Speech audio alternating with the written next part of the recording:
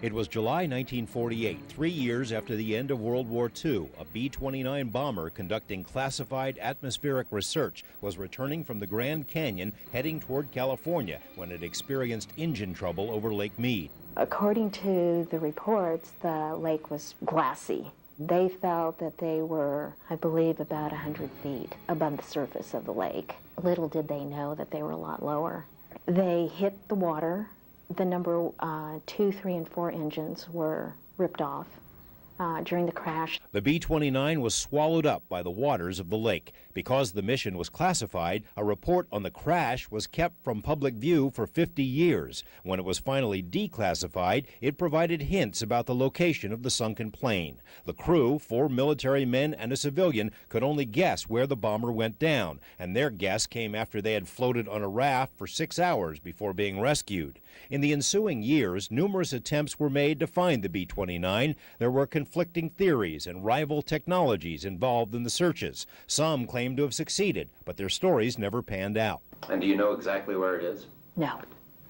No, we have a general idea of where it is, but I don't know if anyone really has an exact idea. Not anymore. A news conference is scheduled for this Friday to announce that the bomber has been found. The group that claims to have found it requested that most information be embargoed until that time. The I-Team first learned about the find last summer, but the people involved changed their minds about going public with the story. In the year since then, they've reportedly dove on the wreckage and have recorded videotape of the bomber on the bottom. As we reported last year, the best guess is that the plane is in the Overton arm of the lake in water too deep for all but the most experienced divers. What a find it would be, though. The B-29 is the same model plane that dropped the bomb on Hiroshima. Only 4,000 were ever made, 16 are still intact, and only 1 in the world is still deemed flight-worthy. The Park Service says even though it hasn't found the plane, the B-29 is government property and a protected cultural and historical resource.